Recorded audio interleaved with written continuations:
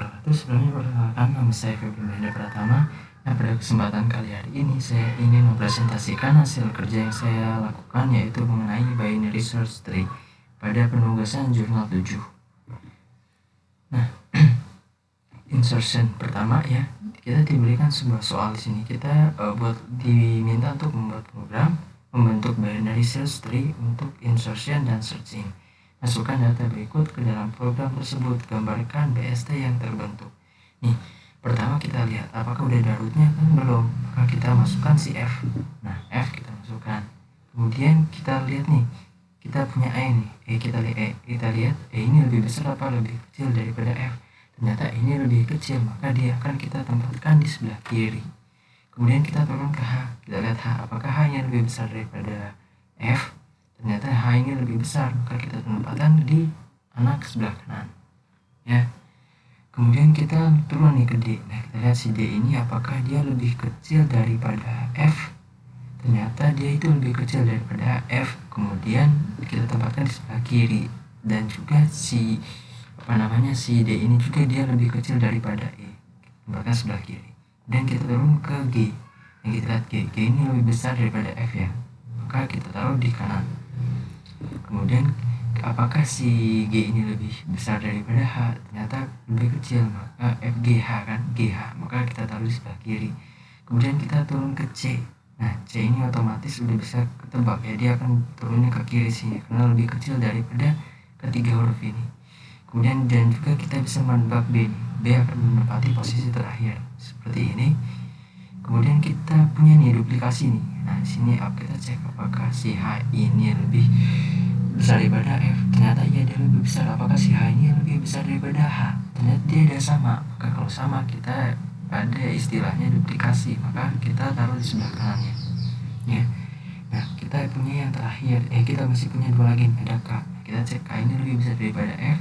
Oh iya, dia lebih besar daripada H. Iya. Dan juga lebih besar daripada H duplikasinya. Iya, maka kita tempatkan di sebelah kanan. Kemudian kita cek yang terakhir itu ada J. Nah, apakah J ini lebih besar daripada F? Benar, dia lebih besar. Lebih besar daripada H? Iya, benar, lebih besar daripada H. Apakah dia lebih besar daripada H yang duplikasi? Ya, lebih besar. Apakah dia lebih besar daripada daripada K? Ternyata dia tidak lebih besar, dia lebih kecil. Maka kita tempatkan di sebelah kiri. Nah, untuk searchingnya itu bagaimana sih? Nah, kan kita di sini untuk diminta untuk mencari karakter daripada A dan juga K. Yang pertama kita mulai dari K. Nah, karena kan ada di sini, kita cek apakah K itu lebih besar daripada F. Iya, wah, maka dia akan turun ke kanan di sini ya. Dia turun ke kanan sini. Apakah si K ini lebih besar daripada H? Oh iya, dia juga lebih besar nih, maka si H juga akan turun ke sini. Nah, si H duplikasi ini juga dia akan membandingkan dengan si K, apakah dia lebih besar si K-nya. Ternyata si K lebih besar, maka ada di sini. Nah, yang terakhir, apakah K sama dengan K? Maka iya, jawabannya iya, maka K sudah ditemukan. Nah, untuk A sendiri ya, kita tidak bisa otomatis bisa membaca bahwa A ini tidak bisa ditemukan karena tidak terdapat di dalam si tree ini. Nah, kurang lebih gambarannya seperti itu. Bagaimana penerapannya dalam bentuk program akan saya jelaskan di slide selanjutnya. Nah, di sini saya akan mengimplementasikannya dalam bentuk program seperti yang diminta soal, yaitu kita diminta untuk mencari karakter daripada A dan juga K. Nah, di sini saya buat 3 buah kelas, ada kelas main, ada kelas node. Ini fungsinya untuk membuat fungsi node-nya dan untuk membuat sisi insert node atau sisip node-nya. Dan di sini ada kelas tree ya. Ini nanti untuk menambahkan node-nya dan juga untuk membuat fungsi search-nya atau penelusurannya. Nah, yang pertama pada bagian main di sini ya, saya import seperti biasa package-nya. Kemudian di sini saya buat void main seperti biasa. Nah, di sini saya menggunakan tree. Nah, mengapa kita menggunakan tree? Karena di sini yang kelas yang akan kita panggil itu adalah kelas tree. Kemudian kita berikan namanya yaitu pohon biner sama dengan new tree. Kemudian kita gunakan tipe data char. Nah, tipe data char ini sebenarnya dipakai untuk menampung satu digit karakter, baik itu huruf, angka maupun karakter lainnya. Nah, kemudian kita beri nama nilai ya. Nilai ini maksudnya nanti kan itu di soal kita diberikan data. Nah, data atau nilai sama saja ya. Nah, di sini kita masukkan nih. Seperti yang ada di soal, yaitu udah nilainya ada F ya kan, ada F kemudian E koma diikuti ada E koma lagi, kemudian ada H koma lagi, kemudian ada D koma lagi, ada G koma lagi, ada J lagi, ada B ya maaf, jadi lagi ada H lagi, ada K, dan lagi yang terakhir yaitu ada J. Nah, seperti ini kita masukkan nilai atau datanya. Kemudian kita gunakan for. Nah, ini for ini apa? For ini adalah perulangan yang akan melakukan rekursi secara terus-menerus hingga kondisi bernilai false. Misalkan dari nilai ini ya, kita dari soal misalkan diminta untuk mencari nilai karakter A dan juga karakter K. Nah, kita lihat nih di sini kan si A ini nggak ada ya. Nah, setelah nggak ada maka dia akan mengembalikan nilai false atau data tidak ditemukan nanti saat kita melakukan searching. Nah, di sini kita pohon binarnya kita deklarasikan, kemudian kita panggil tambah node ya dari kelas node. Kita masukkan parameternya itu A. Kemudian kita gunakan juga nih tipe data boolean, yaitu tipe data yang bernilai true atau false ya.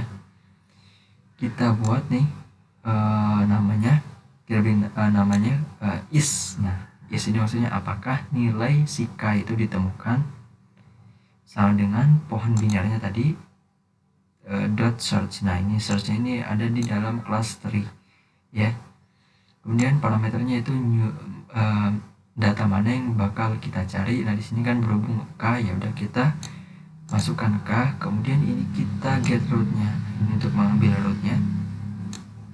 Kemudian kita lakukan yang sama untuk A, apakah A ditemukan atau tidak. Nanti kita panggil lagi pohon binarnya, kita lakukan penelusuran untuk parameter yang ada di dalam parameter yaitu A, berhubung soalnya itu yang diminta adalah untuk mencari karakter A dan K. Nah, kita gunakan juga parameter getRoot ini. Nah, masuk nih ke bagian if.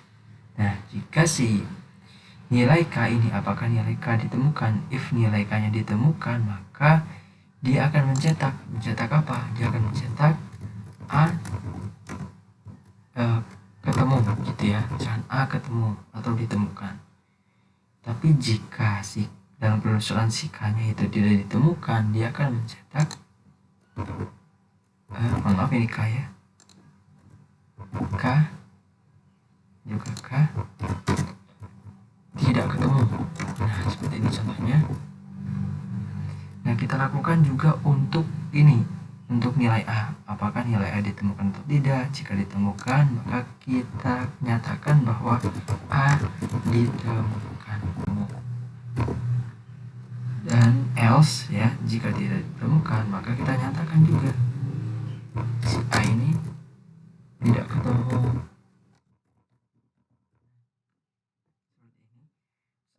Jalankan, maka hasilnya seperti ini.